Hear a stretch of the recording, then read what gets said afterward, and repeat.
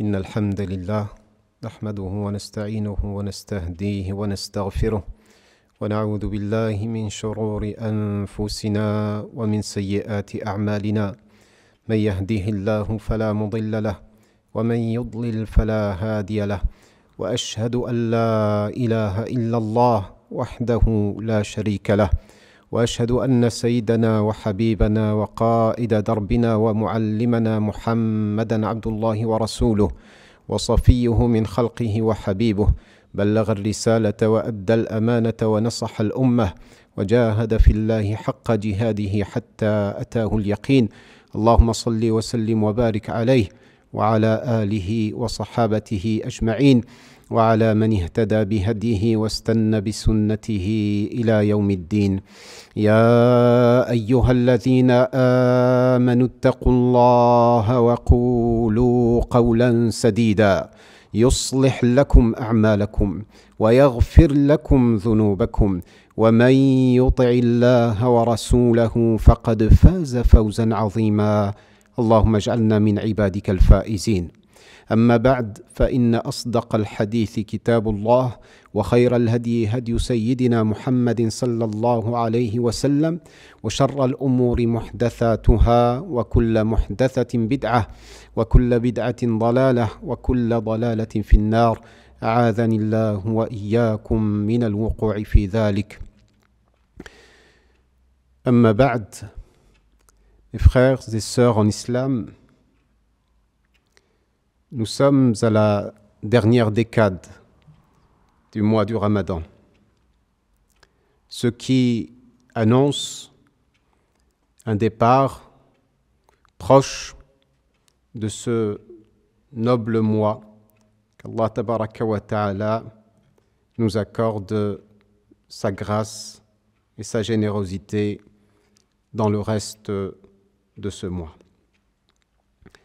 Notre noble et saint prophète Muhammad sallallahu alayhi wa sallam, comme nous le savons, accordé une attention particulière à cette période, tant et si bien qu'il se retirait, il s'isolait dans sa mosquée, coupé du monde pour se lier avec Dieu, l'unique, exalté soit-il. Il s'adonnait à l'i'tikaf, cette récollection, cette retraite spirituelle durant laquelle il se serrait la ceinture, le signe d'un redoublement d'efforts et également le fait qu'il se retirait de son lit. Il réveillait également ses proches, sa famille, afin qu'ils puissent profiter de ces nuits bénies. Et on nous dit également que l'attitude du prophète sallallahu alayhi wa sallam durant ces 10 dernières nuits du mois du Ramadan, il revivifiait ces nuits par la lecture du Coran et les prières. Tout porte à croire que le temps, tout porte à croire que le lieu est inerte, il est mort, sans vie, tant que celui-ci n'est pas comblé et peuplé par l'évocation d'Allah tabaraka wa ta'ala, par la lecture du Coran et par les prières. Et il en est ainsi pour le temps, car le prophète sallallahu alayhi wa sallam revivifiait ces nuits. Tout ceci afin de s'exposer aux grâces et à la bonté divine qui se concentre dans la nuit communément appelée la nuit du destin. Allahumma ballighna laylat al-qadr bi rahmatika ya rabbil alamin ya arhamar rahimin.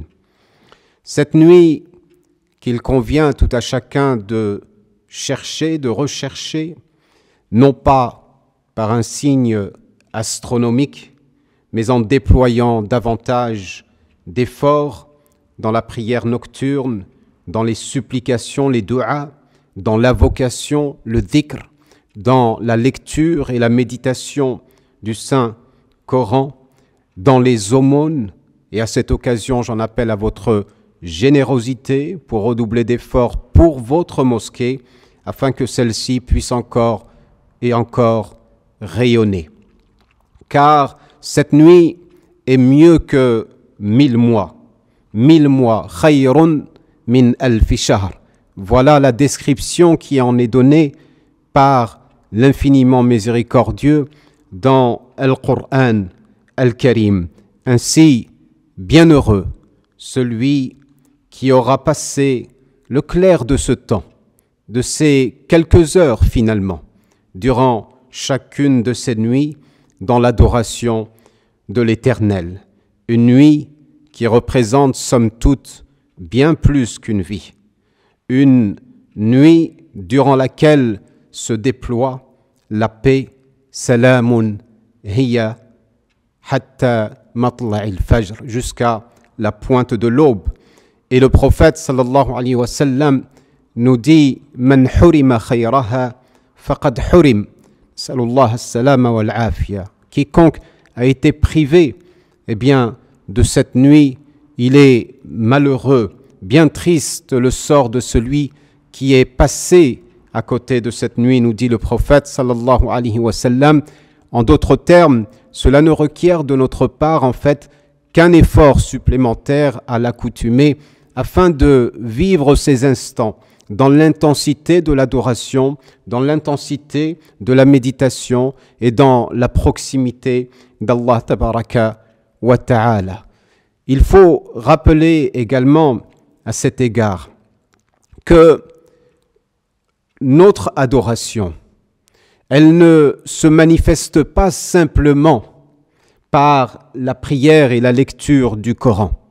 Car rappelez-vous ce qu'a dit notre saint et noble prophète Muhammad sallallahu alayhi wa sallam. Il a dit, pendant cette période du mois du Ramadan, très probablement pendant la période du mois du Ramadan, il a dit, il m'est préférable d'aller accompagner une personne qui est en difficulté, dans le besoin, plutôt que de m'adonner à une retraite spirituelle pendant un mois dans ma mosquée. En d'autres termes, celles et ceux qui sont au service des autres n'ont rien à envier à celles et ceux qui passent leur nuit en prière. C'est-à-dire que le prophète sallallahu alayhi wa sallam nous dit se rapprocher de Dieu, on peut le faire de différentes manières. On peut le faire effectivement par la prière, par le jeûne et tout le monde le fait, ou celles et ceux qui en sont capables, par l'invocation, par l'évocation, par la supplication, par la lecture du Coran, mais également être au service des autres. Et ces personnes-là sont également dans le champ de l'adoration. Qu'Allah tabaraka wa ta'ala ne nous prive d'aucun de ses dons, d'aucune de ses grâces, d'aucune de ses bontés, et qu'il nous couvre de sa générosité et de sa miséricorde. Nous implorons bien évidemment Allah tabaraka wa ta'ala pour toutes les personnes qui souffrent à travers le monde, que ce soit de maladie ou de misère ou de souffrance quelconque. Qu'Allah tabaraka wa ta'ala répande la paix, qu'Allah tabaraka wa ta'ala répande la sécurité, qu'Allah tabaraka wa ta'ala vienne en aide à toutes les personnes qui souffrent à travers le monde. Amin. Ya Rabbil Alamin. Wa aqulu qawli hadha wa astaghfirullah li wa lakum fastaghfiruh innahu huwal ghafurur rahim.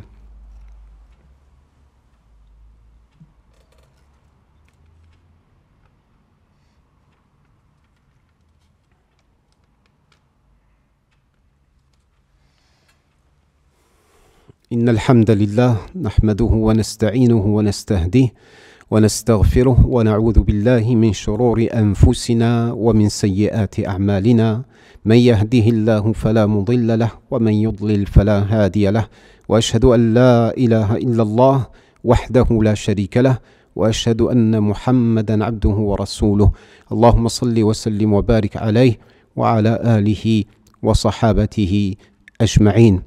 ثم أما بعد إخوة الإيمان أوصيكم ونفسي بتقوى الله تبارك وتعالى فإن الله يحب المتقين اللهم اجعلنا منهم يا رب العالمين يا أكرم الأكرمين.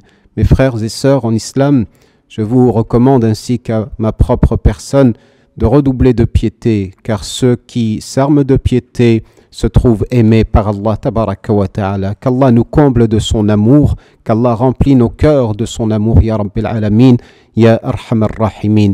Une fois de plus, mes frères et sœurs en islam, nous poursuivons ce mois du Ramadan avec un goût particulier, mais il ne faudrait pas omettre et oublier à toutes ces personnes qui, tout au long de l'année, vivent le confinement, toutes ces personnes tout au long de l'année qui vivent dans la faim, qui vivent dans la peur, qui vivent dans la sécurité, qui vivent dans la souffrance, qu'Allah tabaraka wa ta'ala aménage une issue favorable à toute l'humanité, ya Rabbil Alamin, face à cette situation qui pèse. Nas'alullah tabaraka wa ta'ala أن يأخذ بأيدينا ونواصينا إلى البر والتقوى والعمل لما يحبه ويرضى. اللهم اشف مرضانا ومرضى المسلمين، اللهم اشف كل مريض يا أرحم الراحمين، اللهم اشف مرضانا وارحم موتانا وعاف مبتلانا وأحسن عاقبتنا في الأمور كلها واجرنا من خزي الدنيا وعذاب الآخرة يا رب العالمين.